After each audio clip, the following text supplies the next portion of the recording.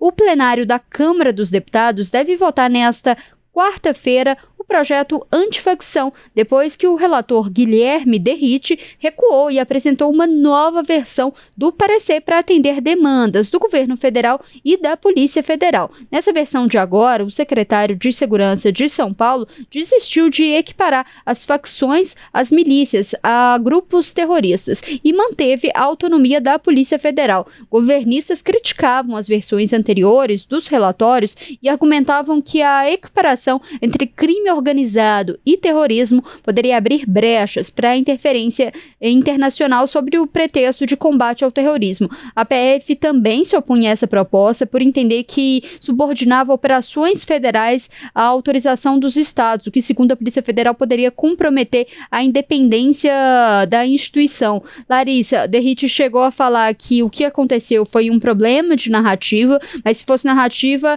fica a dúvida. Ele teria apresentado 3 relatórios diferentes em pouquíssimo tempo. Por enquanto, Larissa, a gente tem um grande panorama, né? Uma vitória do governo, por enquanto, a gente pode considerar assim. E um outro ponto que é importante também para a gente comentar, que é o papel do presidente da Câmara, Hugo Mota. Ele atuou como um bombeiro apagando um incêndio, mas não deixa de ser o responsável por esse incêndio, né? Queria, Larissa, que você fizesse um panorama para a gente do que aconteceu, porque no meio dessa confusão teve até argumento da base do governo falando que o que a oposição queria com esse novo texto era uma nova PEC da blindagem. O que aconteceu de fato?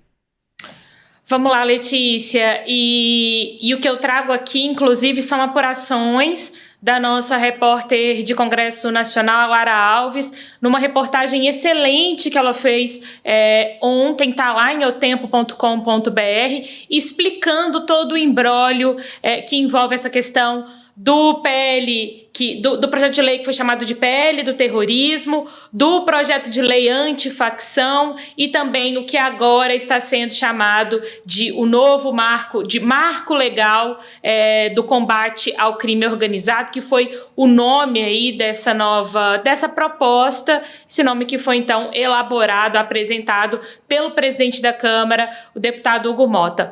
Bom, Letícia, para resumir um pouco para quem está nos acompanhando, né, o que está acontecendo, o que aconteceu até agora e os possíveis novos passos em relação a toda essa questão, a todo esse debate na Câmara dos Deputados. O que aconteceu? A gente tinha ali o projeto do governo, o projeto de lei antifacção, prevendo ali penas maiores para as organizações criminosas na tentativa justamente de aumentar a punição e ter uma maior fiscalização em relação a essas organizações. Nós tínhamos também o projeto de lei do terrorismo, que ficou conhecido como PL do terrorismo, que equiparava as organizações criminosas a terroristas. Ok, o que aconteceu, né? Numa sinalização para a direita, né, para a bancada da direita na Câmara dos Deputados, o deputado Hugo Mota, presidente da Câmara, definiu ali Derrite como o relator da proposta do PL do terrorismo. Essa proposta que inicialmente estava sendo relatada pelo deputado Nicolas Ferreira, ele abriu mão para que o parecer oficial, final, e as articulações fossem feitas pelo Derrite, secretário estadual de Segurança de São Paulo, licenciado. Ele saiu ali, pegou uma pequena licença para voltar para a Câmara dos Deputados e fazer a relatoria desse projeto. E aí o que aconteceu, né? Ele veio tentando unir os dois textos, pegando ali o antifacção do governo e o PL do terrorismo que agradava à direita, só que ele caiu num ponto que gerou muita polêmica, que foi a questão de tirar ali a autonomia da Polícia Federal. Em um dos pontos ali que ele previa, ele retirava, portanto, essa autonomia da Polícia Federal. E isso repercutiu muito mal, né? Como você mesma disse, Letícia, a gente teve uma manifestação da própria Polícia Federal que divulgou uma nota, algo que não é muito comum por parte da Polícia Federal, ou seja, a repercussão foi muito negativa. E aí, por que a gente faz essa comparação com o que a gente viu na PEC da blindagem, né? A proposta de emenda à Constituição da blindagem que dificultava as investigações relacionadas aos parlamentares. Porque foi algo que surgiu, não vou colocar do nada, mas que surgiu de maneira muito abrupta, né, e gerou uma repercussão muito negativa. A gente viu, por exemplo, vários atos contra a PEC da blindagem e a gente viu uma opinião pública criticando muito o Congresso Nacional. E aí, quando vem esse PL, né, essa proposta, atacando ali a Polícia Federal, isso também gerou uma onda de críticas muito forte, e aí vem o presidente da Câmara, Hugo Mota, tentando, então, fazer aquela articulação para colocar o projeto nos eixos ali, pegando ali o que o governo esperava, pegando ali um pouco do que a bancada da direita também esperava. E aí, o que a gente teve? A gente teve, portanto, a apresentação de um terceiro relatório do DERIT, um parecer que foi apresentado, oficializado na noite de ontem, retirando essa coisa de acabar com a autonomia da Polícia Federal, também retirando a previsão de equiparação de organizações criminosas a terroristas, porque a gente se lembra também que esse ponto foi muito criticado, porque foi apontado ali pelos próprios parlamentares, né, como uma ameaça à soberania do Brasil, uma ameaça à soberania nacional.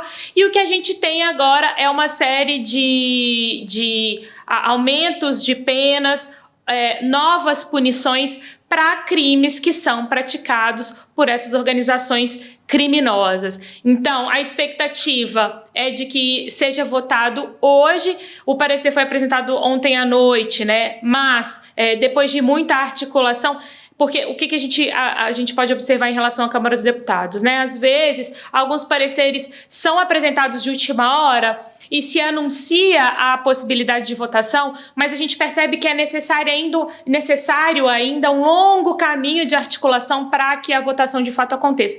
Nesse caso, a gente já viu todo o imbróglio, todo o debate, toda a articulação acontecendo anteriormente e culminando nesse terceiro relatório apresentado ontem à noite pelo DERIT. Então, a expectativa é de que haja de fato a votação hoje ainda.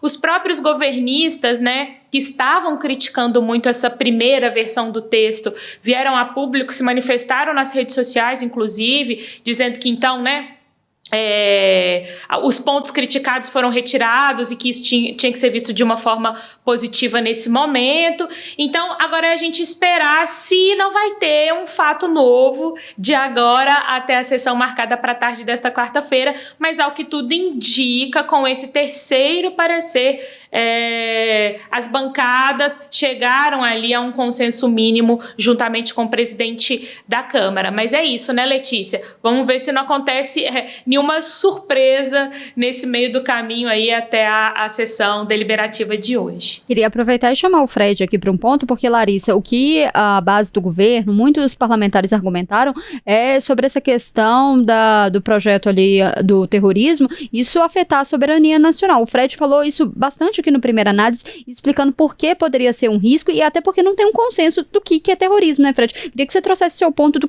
como que você está acompanhando essas discussões também. Isso, são dois pontos que ele trabalhou ali meio na linha fina. Essa questão do terrorismo, que realmente é muito discutido por causa das ações internacionais e principalmente do assunto que a gente vai tratar mais à frente, que são as ações dos Estados Unidos em relação à segurança na América Latina e Caribe. Mas tem um ponto também que o DERIT ele deu uma derrapada nessa política dele, que foi na parte da política interna, né? Eu vou entrar um pouco na área da Larissa aqui, porque é o seguinte, a autonomia da Polícia Federal envolve uma instituição que é muito bem vista. Uma pesquisa da Atlas Bloomberg em agosto mostrava uma aprovação de mais de 50% das polícias, né? Polícia Civil 60%, Polícia Militar 56%, a Polícia Federal uma aprovação de 46%, né? Então, são instituições que têm uma visibilidade grande e uma aprovação muito grande da população. E você fazer uma manobra para beneficiar o Congresso vai exatamente na contramão, porque essa pesquisa, por exemplo, a mesma pesquisa fala que a aprovação do Congresso não chega a 12%.